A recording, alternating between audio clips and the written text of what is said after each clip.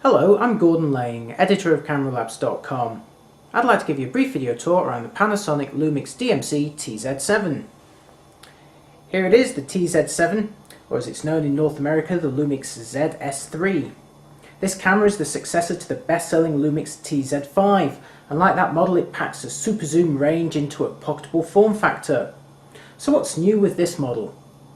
The already powerful 10 times optical zoom range of the earlier TZ5 has now been extended at both ends to an even more impressive 12 times range.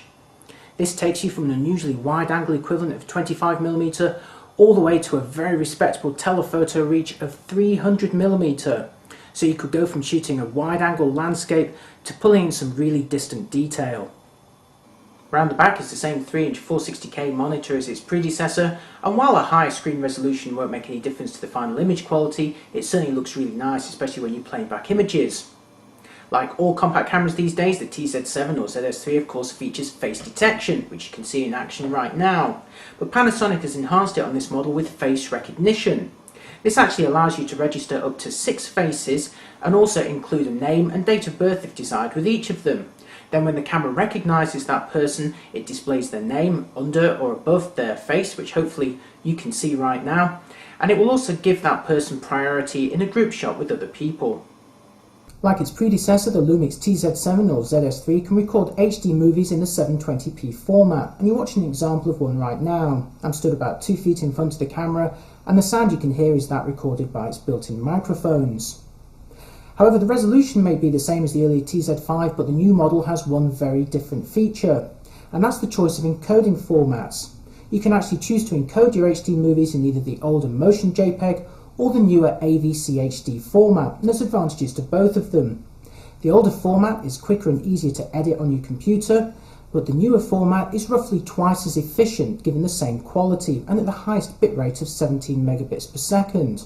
So this means you get longer recording times. And if you record in the AVC HD format and you have a compatible Panasonic TV, you can also insert your card straight into the set and start watching your video on that. Now let's see a few of the different ways you could use this video in practice. This first sequence was filmed with the TZ7 or ZS3 mounted on a tripod and smoothly panning from left to right, and as you can see there's plenty of fine detail in this clip. Now thankfully you can also optically zoom the lens while filming. You've seen it earlier on in this video, and here it is again, going from 25mm to an equivalent of 300mm.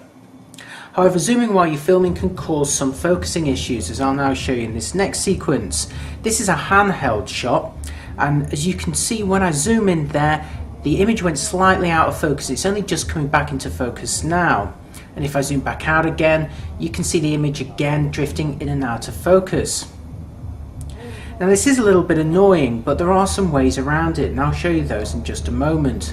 But before doing that, let's go from the widest angle equivalent of 25mm here and zoom all the way back into its maximum telephoto, an equivalent of 300mm. And again, while I go through that whole zoom range, you can see the focusing drifting in and out slightly.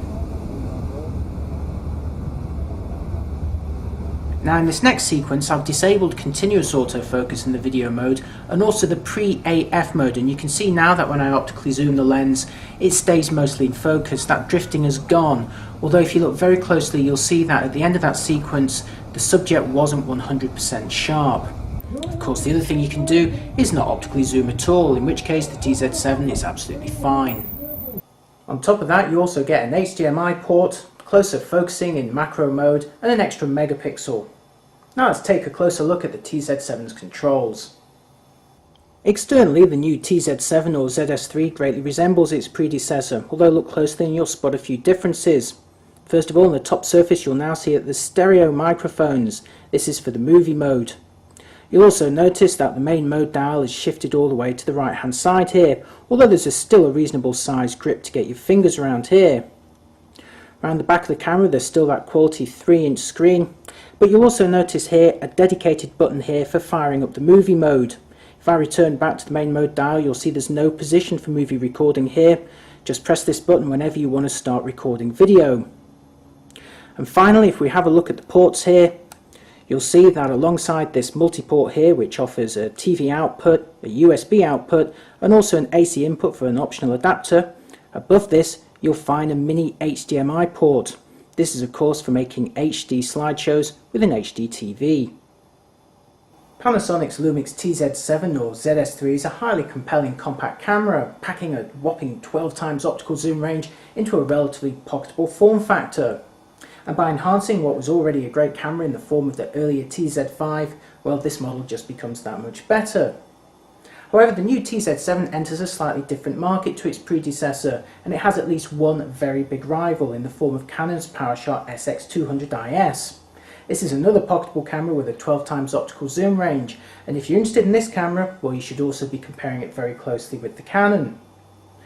Then there's Panasonic's own TZ6 or ZS1. That's a sister model to the TZ7 that features exactly the same lens range and body, but misses out on a few of the newer features to hit a lower price point. Then there's the earlier TZ5 itself. Now while stocks last, that could represent a bit of a bargain, and remember it still has a 10 times optical zoom range, HD movie recording and a high quality 3-inch screen.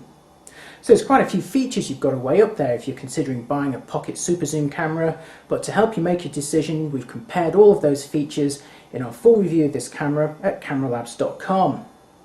There you'll also find full results for the TZ7 or ZS3, including how it performs at higher sensitivities, and you also see some examples looking at the optical quality when it's fully zoomed out and also fully zoomed in. So to find out which pocket super zoom is going to be best for you, head on over to our full review. As always, you'll find it at www.cameralabs.com.